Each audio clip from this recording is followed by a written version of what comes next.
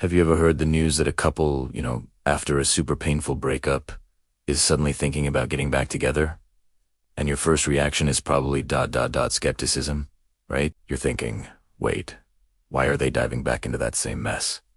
Is this just loneliness? Or are they just missing the physical stuff? It feels like the healthier option would be to just move on, start fresh, maybe even get a dog instead. And yet, to say there S**, never a good reason for exes to try again, that feels a little too harsh, maybe even naive. Because here's the truth.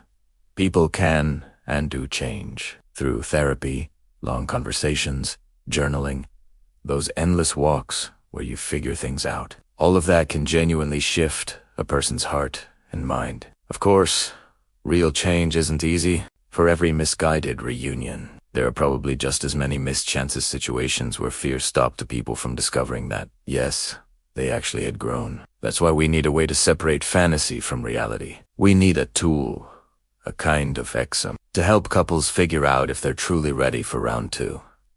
Let's call it the relationship re-entry exam. Here's how it would work. Instead of just rushing into a casual dinner or sliding back into old habits, the two exes would sit down and commit to something that sounds anything but romantic. Imagine 5 separate, structured meetings, lasting up to 7 hours in total. Imagine asking 2 of your closest, most honest friends to weigh in with their unfiltered opinions. Why go through all this trouble? Because one of the best signs that a relationship might actually work this time is the willingness to dive deep into what went wrong without defensiveness, without pride, and without getting impatient. The more you can stomach reliving the ugly parts, the less likely you are to repeat them. This means asking some brutally honest questions. For example, are we here because we truly learned something, or just because we miss each other? Missing someone is a powerful feeling, but missing someone is not the same as fixing what was broken. You can miss a person with every fiber of your being and still know, deep down, they are absolutely wrong for you. If the only answer you have for getting back together is "I miss you," then the exam ends right there.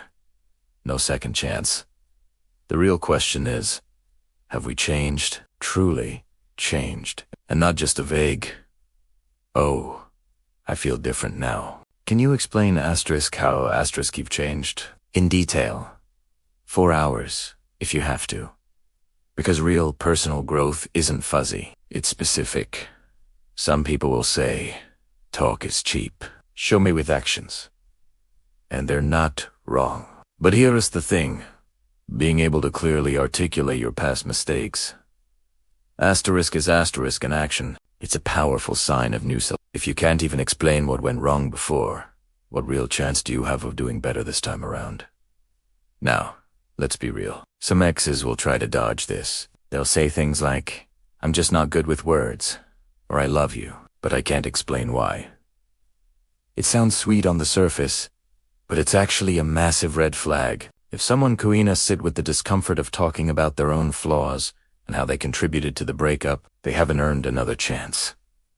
So, what kind of questions are on this exam? Let's get into it. First, why did we fight so much last time? And can we face those reasons head on? Without sugarcoating them? Next, which parts of our core personalities will probably never change? Can we accept those parts of each other?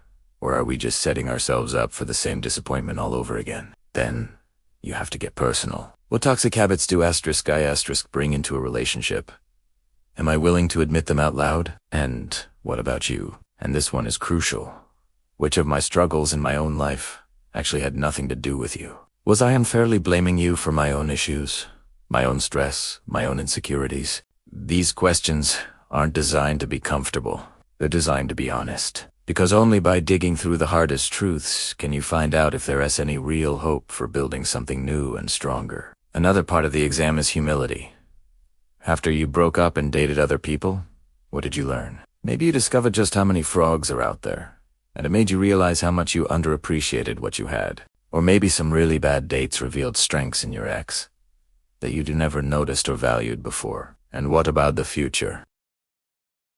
You should literally design 6 potential arguments you might face together down the line. What happens if work stress pulls one of you away?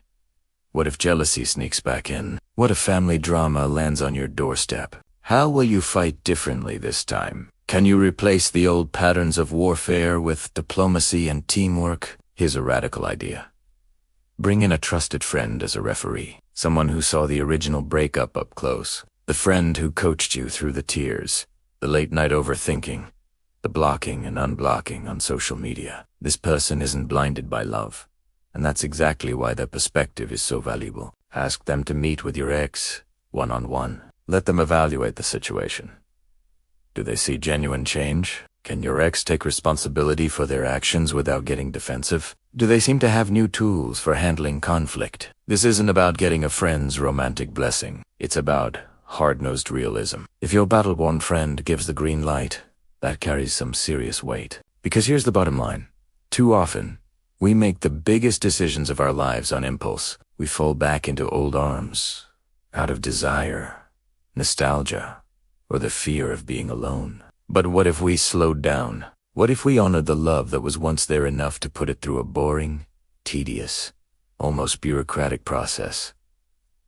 It might not sound romantic, but in the end, the most romantic thing people can do is to prove they're truly ready for love with honesty, patience, and a deep willingness to face the truth, no matter how uncomfortable it is. So, let me ask you, do you think exes can ever truly change? Would you take someone back if they could pass an exam like this? Or do you believe that once it's over for good? Drop your thoughts in the comments below. I really want to hear your take on this. And if this video gave you something to think about, please hit that like button, subscribe for more, and maybe share it with someone who just can't stop thinking about their ex. Thanks for watching.